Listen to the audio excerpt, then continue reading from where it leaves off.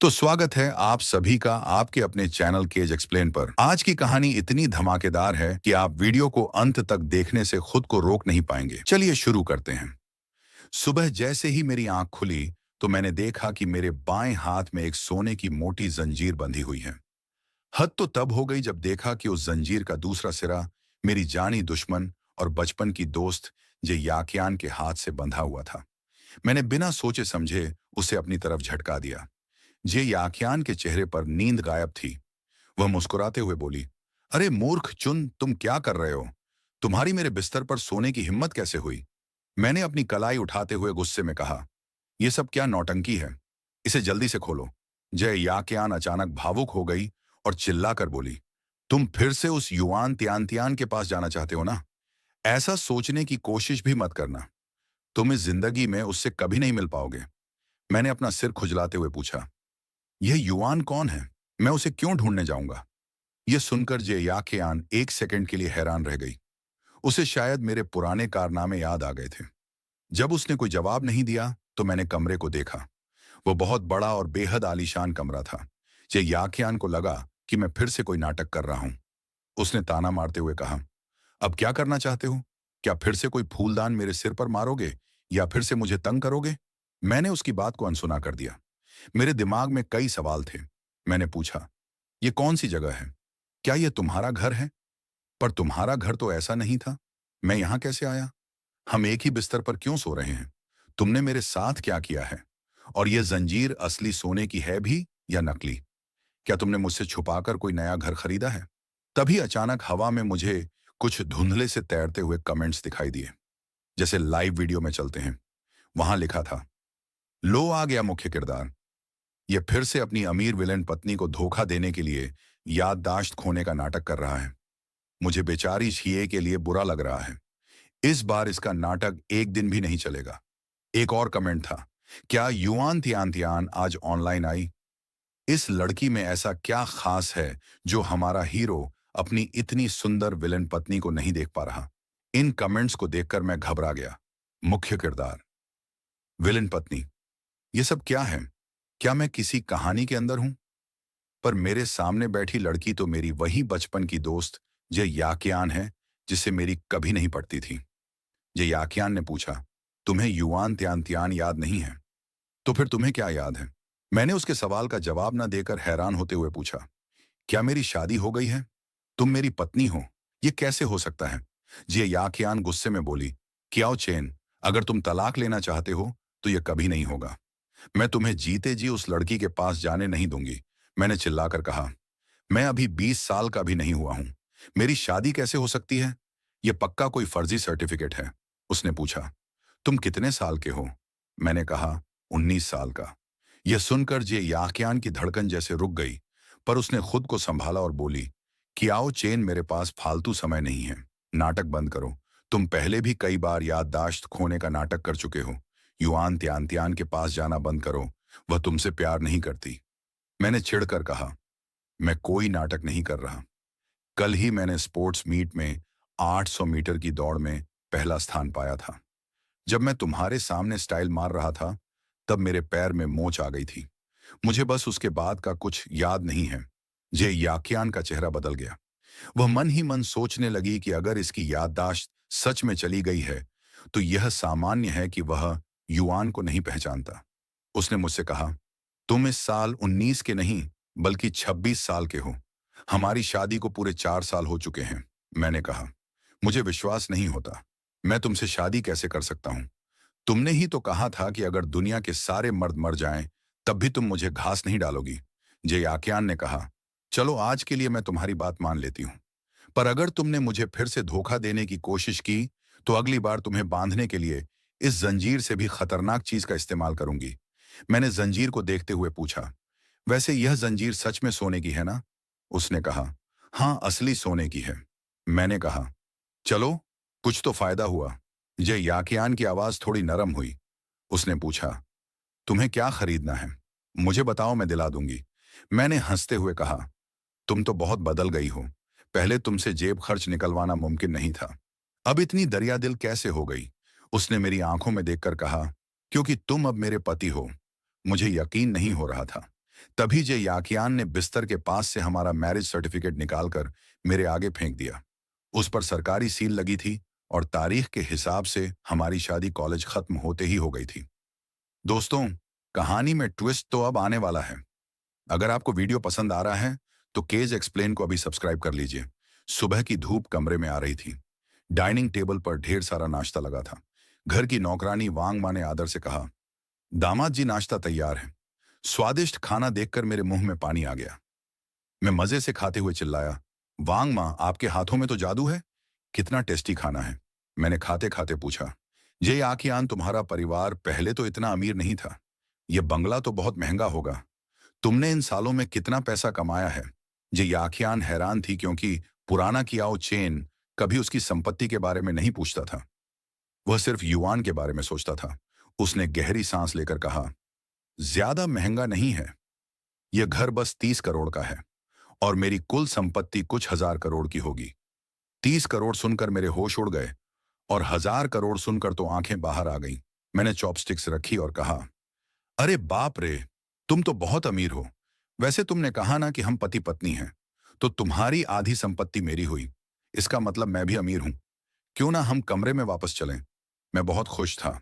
जिरे याकियान मेरी बिना किसी नफरत वाली खुशी देखकर सोच में पड़ गई कि क्या सच में इसकी याददाश्त चली गई है। पर उसने मुझे झटके में संभालते हुए कहा, हमारे बीच शादी से पहले एक एग्रीमेंट हुआ था। अगर हमारा तलाक होता है तो तुम्हें खाली हाथ घर से जाना होगा। तुम्हें 1 रुपया नहीं मिलेगा। मेरा चेहरा तुरंत उतर गया। मैंने कहा, तुम इतनी चालाक निकली। तुमने मुझसे बचने के लिए यह गेम खेला। जे याकियान ने कहा, यह शर्त शादी के समय तुमने खुद रखी थी। मैंने अपना सिर पकड़ लिया। क्या मैं पागल था जो खुद ही पैसों को लात मार दी? जे याकियान जानती थी कि तब कियाओ चेन उससे प्यार नहीं करता था। वह युआन के धोखे की वजह से परेशान था और उसने सिर्फ दिखावे के लिए जे से शादी की थी। मैंने पूछा, आखिर यह युआन तियान है कौन, जिसके पीछे मैं इतना पागल था? तभी हवा में फिर कमेंट्स तैरने लगे। उनसे मुझे समझ आया कि हम तीनों किसी लव स्टोरी वाले उपन्यास के किरदार हैं, जहां मैं एक अंधा आशिक हूं और जी एक विलेन पत्नी। जो याकियान ने दुखी होकर कहा, युआन तियान तुम्हारा पहला प्यार है। तुमने उसके लिए मुझे हमेशा झूठ बोला और धोखा दिया। मैंने कहा, तब तो मैं सच में बहुत बड़ा बेवकूफ था। ये याकियान को मेरी हरकतें अजीब लगी। उसने पूछा, क्या मुझे डॉक्टर को बुलाना चाहिए? तुम अजीब बातें कर रहे हो। मैंने मना कर दिया। पर जिए के दिल में शक बढ़ रहा था कि कहीं यह युआन तियान की कोई नई चाल तो नहीं है, ताकि मैं शाम की बड़ी बिजनेस मीटिंग में ध्यान न दे पाऊं। अब यहां से कहानी एक गंभीर मोड़ लेती है। क्या नायक सच में कोई चाल चल रहा था? चलिए देखते हैं। नाश्ते के बाद जो याकियान ऑफिस के लिए निकलने लगी। मैं उसके पीछे गया और पूछा, तुम कहाँ जा रही हो? उसने कहा, काम पर। और तुम घर से बाहर नहीं जाओगे? मैंने कहा, क्यों? तुम्हें अभी भी मुझ पर भरोसा नहीं है? मुझे सच में कुछ याद नहीं है। मैं उस युआन नाम की लड़की को भी भूल चुका हूं। जे याकियान ने ठंडे लहजे में कहा, जब तक सब ठीक नहीं होता तुम घर पर रहोगे। बाहर बॉडीगार्ड्स हैं, भागने की कोशिश मत करना। मैंने कहा, ठीक है, पर मेरा फोन तो दे दो। घर में बोर हो जाऊंगा। उसने कहा, नया फोन भिजवा दूंगी। बाहर जाते ही जे ने बॉडीगार्ड्स को सख्त ऑर्डर दिए कि दामाद जी पर पूरी नजर रखी जाए और उन्हें युआन से न मिलने दिया जाए। गाड़ी में जिए की असिस्टेंट जूजू ने बताया, मैडम आज शाम की बिजनेस डील बहुत बड़ी है। वहां युआन ग्रुप भी आ रहा है। हर बार जब दामाद जी ऐसा कोई नाटक करते हैं तो वह युआन की कंपनी को फायदा पहुंचाने के लिए होता है। वे हमारे शेयर होल्डर्स को भड़काना चाहते हैं। दामाद जी सच में अंधे हैं जो आप जैसी अमीर और अच्छी पत्नी को छोड़कर उस धोखेबाज के पीछे भागते हैं। जय ने कहा, तुम बैकअप प्लान तैयार रखो। हमें यह डील हर हाल में जीतनी है। इधर घर पर मुझे नया फोन मिल गया। मैं आराम से आलीशान बिस्तर पर लेटकर फोन चलाने लगा। तभी अचानक फोन पर एक मैसेज आया। वह मैसेज युआन तियान का था। उसने लिखा था, अचेन, आज की बिजनेस डील हमारे लिए बहुत जरूरी है। तुम्हें किसी भी तरह जे याकियान को उस मीटिंग में जाने से रोकना होगा। जब मैं जे ग्रुप को हरा दूंगी तो हम दोनों शादी कर लेंगे। तभी हवा में कमेंट्स आए, देखो वह डायन फिर से हीरो को बेवकूफ बना रही है। इस बार हीरो क्या करेगा? मुझे उस लड़की पर बहुत गुस्सा आया। 10 मिनट तक मैंने कोई जवाब नहीं दिया। फिर उसने मुझे मनाने के लिए और मीठे मैसेज भेजे कि वह जो कुछ भी कर रही है वह हमारे भविष्य के लिए है। मैंने उसे सीधा रिप्लाई किया, मुझे अभी 50 लाख रुपए भेजो, फिर तुम्हारी औकात देखती हूं। यह सुनते ही युआन का रंग बदल गया। उसने लिखा, अचेन तुम बदल गए हो। तुम पहले इतने लालची नहीं थे। तुम बहुत साफ दिल के थे। क्या उस जे के साथ रहकर तुम भी ऐसे हो गए? मेरी मजबूरी समझो। मैंने अपना सिर पीट लिया। मैं मन ही मन बोला, मैं ऐसी अजीब लड़की के पीछे पागल था। नामुमकिन। मैंने बिना सोचे समझे उसका नंबर हमेशा के लिए ब्लॉक कर दिया। बिजनेस मीटिंग के रास्ते में जे याकियान के फोन पर घर की नौकरानी वांग माँ का फोन आया। वांग माँ रोते हुए बोली, मैडम दामाद जी को अचानक बहुत तेज उल्टियां हो रही हैं और वे पेट दर्द से जमीन पर तड़प रहे हैं। जय ने घबराकर पूछा, डॉक्टर कहाँ है? वांग माँ ने कहा, डॉक्टर को बुलाया है, पर दामाद जी अस्पताल जाना चाहते हैं। बॉडीगार्ड्स कह रहे हैं कि बिना आपकी अनुमति के एम्बुलेंस नहीं बुलाएंगे। जे गुस्से में चिल्लाई, उन गधों से कहो तुरंत एम्बुलेंस बुलाएं। अगर अचेन को कुछ हुआ तो मैं किसी को नहीं छोड़ूंगी। जे ने ड्राइवर को गाड़ी तुरंत घर की तरफ मोड़ने को कहा। असिस्टेंट झूझू ने टोकते हुए कहा, मैडम मीटिंग का समय हो गया है, कहीं दामाद जी का यह फिर से कोई नाटक तो नहीं? जय ने आंखों में आंसू ली कहा, मुझे पता है कि यह कोई साजिश हो सकती है, पर मैं अचेन को खोने का खतरा नहीं उठा सकती। वह मुझे 100 बार धोखा दे, पर मैं एक बार भी उसे तड़पता हुआ नहीं देख सकती। गाड़ी अस्पताल की तरफ दौड़ पड़ी। जब जे अस्पताल पहुंची तो वहां एम्बुलेंस पहले से आ चुकी थी। इमरजेंसी रूम के बाहर बॉडीगार्ड सिर झुकाए खड़े थे। जिन्हें गुस्से में कड़कती आवाज में पूछा, एम्बुलेंस बुलाने से किसने रोका था?